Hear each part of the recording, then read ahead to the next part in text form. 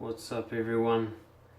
I wanted to share a personal experience with you today about what happens when you don't express all the little annoyances and petty problems that you have. I got into Stoicism a couple of years ago as a philosophy, and one of the kind of key takeaways I got from it was this idea that most of the things that we get really upset about and angry about are meaningless, petty little things that we can just let go of. Save our energy for the fights that really matter, kind of thing. And I think I may have actually misunderstood this a little bit. And what I started doing was all the little things that bothered me, I tried to cure them all in here, in my head. If somebody's behaviour pissed me off or something didn't go the way I wanted it to or whatever, and I'd get annoyed and I'd get upset or feel something, I would kind of tell myself that my response was irrational, that the thing that happened wasn't bad, and therefore I had to deal with this internally. I had to accept that I'm having an emotional response to something that is not actually harmful. These kinds of thoughts. So the problem with this is from a kind of philosophical point of view, I thought I was really on top of things. Like, this is a great way to approach life, to really just let go of all the minor troubles. The problem with having a human brain, of course, though, is that it doesn't let go and it is upset. And a lot of these problems that it gets upset about are not even really problems. They're not things that need to be solved. Somebody might annoy you with their behaviour, but their behaviour doesn't need to change. You're the one with a problem with them. It's actually, the behaviour's fine. It's not crossing a boundary. Or little things might go wrong, but these little things will always go wrong for everyone in life. Like you'll, miss a phone call or run out of money, or there'll be traffic. They're not things that you can solve. They're not even problems worth putting energy into solving. You've got bigger things to deal with. And so you end up with this kind of dilemma. You think, well, this isn't a problem that can be solved, so there's nothing to do about it. And what happens is you have a reaction to this thing that you can't prevent from happening. An annoyance, a bothered feeling, upset, confusion, even fear or anger. And then you talk yourself out of doing anything with that emotional response because it's not a problem that can be solved. Now this seems, whenever you do it, it can even seem like a good idea, as it did for me. I would say, be in a bit of a stressed out mood, notice something little that wouldn't usually bother me, feel bothered by it, and then talk myself out of being bothered by it, essentially. And I saw myself as somehow very disciplined and philosophical.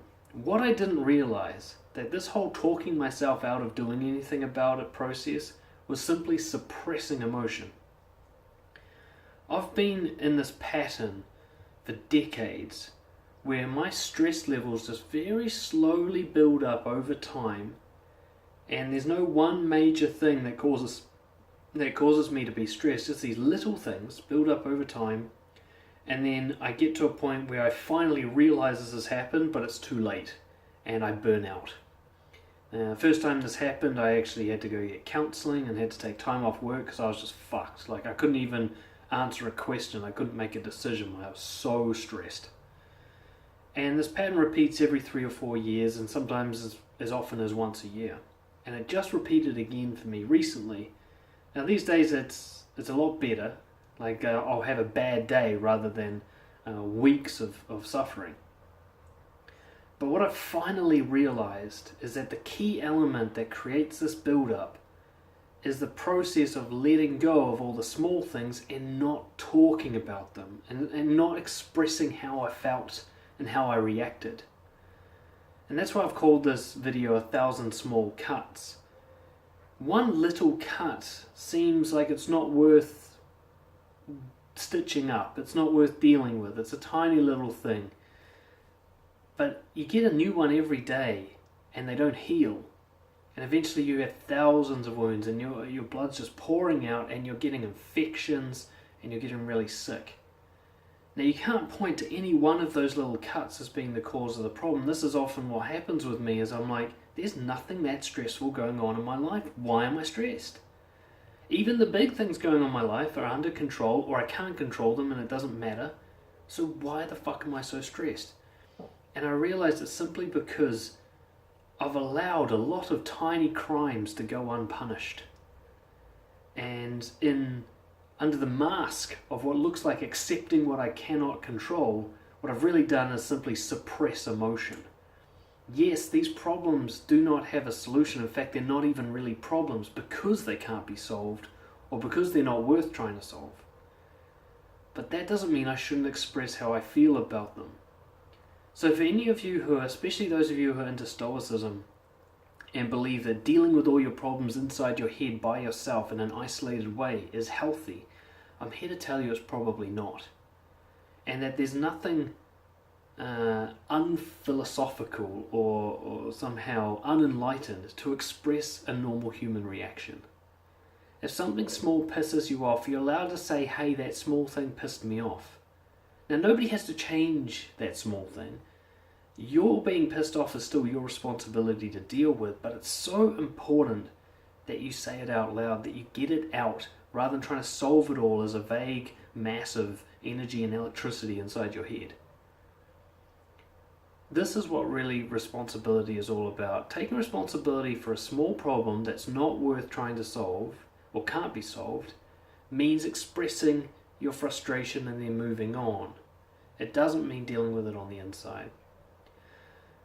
So, every time you get a cut, you need to talk about it. Your brain will tell you it's not worth talking about it. It'll say to you, look, don't ruin the nice dinner you're having with your partner.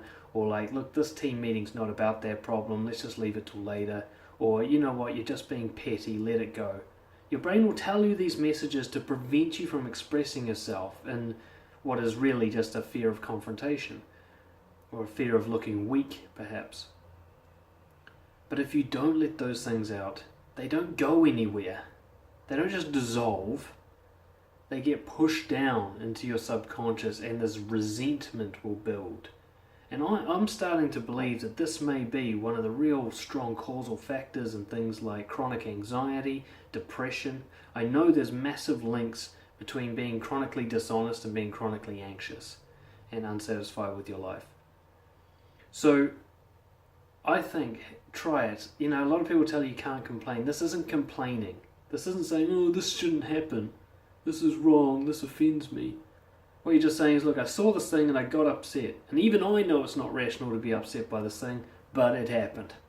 I got upset. You don't have to change it. I'm not asking you to do anything differently. Keep doing what you're doing. I just have to say I'm upset, or otherwise I'll get resentful. Try it. I've been trying it for the last week or so, and I can just feel a huge weight coming off. Where I've stopped trying to be the strong person who's not affected by anything. Instead, be the person who gets quickly affected, gets it out of his system, and then moves on. Hope that helps. Catch you all later.